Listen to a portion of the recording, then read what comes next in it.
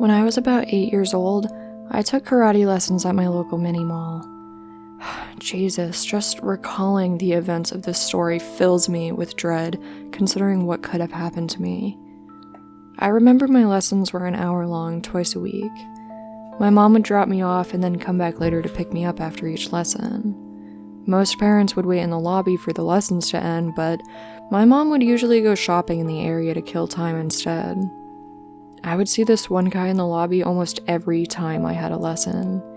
He looked older, probably in his 50s, dark hair, long beard, and a mustache. I always assumed he was another kid's parent, but I never saw him drop anyone off or pick anyone up. There was something strange about this guy, but my 8-year-old brain hadn't pieced anything together. One day, after I graduated up to a green belt, my mom dropped me off for lessons at the same time she always did. However, she didn't realize that the new belt color meant I was in a different group now and my lessons were at a different time. Since I wasn't able to participate in class, I decided to go look for her in the mini-mall. The guy from the lobby started following me after he saw me leave by myself. He came up right behind me and tapped me on the shoulder, telling me my mom told him to find me and give me a ride because my sister was in the hospital. He described what my mom and sister looked like and urged me to get in his van so he could take me to my parents. Since he described my family so accurately that I really believed him, I started to cry and follow him. He told me that they were in a car accident and that he was friends with my mom. This didn't sit right with me because I never saw him speak to her when she dropped me off, but I was so concerned about my sister that I continued to follow him. His van was parked right by the sidewalk a couple stores away from the karate center. I remember being about 20 feet away from the van when I looked behind me and saw my mom through a store window shopping at JCPenney. The guy was holding my hand and leading me to the van, but I stopped when I saw my mom and tried to pull away. He pulled me harder, saying we had to hurry, but I pointed towards the store and yelled, "My mom's right there!" When he gave me another tug towards the van, I resisted and started to scream. He let go of me instantly, rushed to his van, and sped off in a hurry. I realized in that moment that I was almost kidnapped. I suddenly remembered all the stranger danger warnings from school, but I had stupidly thought that since this guy could describe my mom and sister so well, he must know them. Realistically, he had probably just been watching me and my family for weeks before deciding to make his move. I ran into the store, tears streaming down my face, and gave my mom a huge hug. I tried to tell her what happened, but she just smacked me upside the head and yelled at me for missing my lesson. She dragged me back to the karate center, and my sensei explained the change in lesson time to my mom. He had probably explained this to her before, but as you can tell by reading this, I don't have the most responsible parents. I continued to try to tell my mom about the man who brought me to his van, but she ignored me and brushed it off, saying he probably thought I was a different kid. God, my mom was such an idiot, but I was too young to linger on the situation, so the memory has just festered in me for years. Every year that goes by, I've become a little wiser, and a little more terrified about what could have happened to me if I had gotten into that van.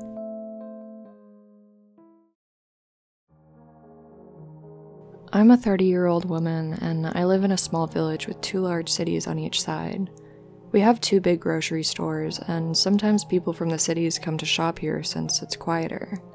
Since the village is so small, we tend to interact a lot with everyone, so we usually know who lives in the village and who's visiting from the cities. I was grocery shopping a few weeks ago. It was a pretty normal shopping trip. I greeted some people, found everything I needed, and helped a 6-year-old girl grab some tea from a high shelf. I thought I recognized her as the daughter of an old schoolmate, but I didn't ask or really speak to her at all after getting her the tea. She gave me a big smile, and I thought she looked really adorable. I was nearly done when I saw the girl again. She was standing hand in hand with a man who I thought must be her father, when she looked in my direction. It suddenly became clear that this man was not her father. When she saw me, she yelled, "Mom!" and ripped her hand away from him so she could run towards me and wrap her arms around me. I was startled for a moment, but then I hugged her back and glared at the man. I demanded to know who he was, but He turned around and quickly started off to another aisle. I would have followed him if the young girl wasn't hugging me so tightly while she cried. I'm no good with kids, but I tried my best to comfort her. I brought her up to the cash registers and asked an employee to call for her mom over the sound system. I was relieved to see that it was in fact my old schoolmate. We calmed her daughter down and had her explain what happened with this man. She told us he had complimented her hair and offered to take her to the Italian ice cream parlor 2 streets over. He had actually grabbed her forcefully by her wrist, not her hand like I had thought at first, and she was getting some awful bruises forming. We reported the incident to the store manager. Luckily, I was able to give him a good description of the man. I provided my contact information, and he said he would check the security footage and make a report with the police. I haven't been officially contacted about it, but last time I was in the grocery store, I was told that they're constantly keeping an eye out for him.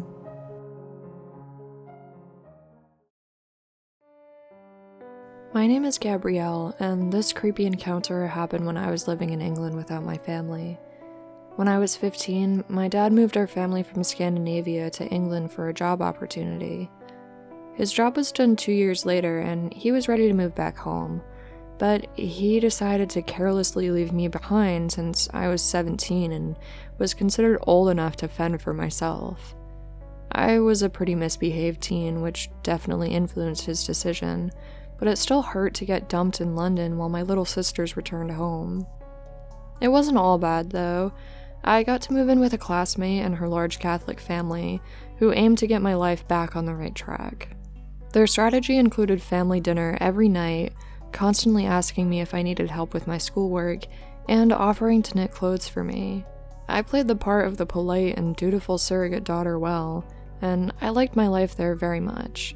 But I also loved London nightlife. I never did drugs or anything, but I liked the thrill of being an unsupervised teen in London at night. Since I was too young to get into most places, I decided to get myself a fake ID. I had no idea how people acquired such things, but I was eventually pointed to a guy named Terrible Freddy. That nickname alone should have been enough to prevent me from going through with it, but I wanted so desperately to have this piece of independence. Terrible Freddy was a tall, skinny guy who lingered around the clubs at night. When I told him what I was looking for, he said, "Sure, I can help you. Give me your passport and the cash, and in 3 days you'll get an ID that can fool anyone." Ignoring my instincts, I handed over my passport. He looked at my passport and mentioned that I'm Norwegian, asking why I was in London. I explained how my family had left me behind, trying to make it sound like a really cool situation to be in. I wasn't entirely comfortable about handing over my passport, so I reminded him that it was my only ID and urged him not to lose it. Terrible Freddy seemed intrigued by our conversation, and I could feel him stare at me as I walked away. 3 days later, I went to Camden Market to meet Freddy and get my new ID. I spotted him hanging around with some big bloke in a leather jacket and another smaller but psycho-looking dude. The sight of the group made me uneasy. Looking back on it, I realized that I had only ever seen Freddy alone, so bringing his posse along made it seem like they were on a mission bigger than just handing a fake ID to a teenage girl. I walked in a large circle around the market before approaching him, considering my options. He had my passport and my new ID, my ticket to the clubs, but the sight of the 3 men had stirred up a nauseous fear, and I couldn't bring myself to walk over to them. While thinking things over, he spotted me and started shouting my name, smiling and waving me over. I figured it was too late to back out now, so I started walking towards them. I noticed that the other 2 men suddenly pretended not to know Freddy, despite talking to him just moments before. One was taking an exaggerated interest in the fruit on sale, and the other, bigger one, was watching intently from a distance, trying not to be noticed. When I got up to Freddy, he told me that my ID and passport were in his car. He reached out and took my hand, and in an act of pretend chivalry, completely out of character for him, he kissed my hand and walked arm in arm with me away from the crowded marketplace. He had a firm grip on my arm, which made me uncomfortable, so I attempted to free myself. He made a joke about how I shouldn't act like a damsel in distress and gripped my arm even tighter. His voice was friendly and cheerful, and while everything he was saying was joking and pleasant, his forceful body language scared me. I couldn't help but remember one of the last things my dad said to me before waving goodbye a few months before this. Enjoy London life, but be smart. If something seems off, it's probably because it is. As I thought about this warning from my dad, I heard the sound of tires screeching as the man in the leather jacket sped up to us in his car, signaling that I desperately needed to make my move. "Let go of me!" I shouted at the top of my lungs, determined to attract attention at any cost. As the car came to a halt in front of us, the huge guy from earlier approached as if he had been waiting close by. "Grab her," Terrible Freddy demanded. I threw myself on the ground, kicking and screaming, causing the biggest scene that I could manage.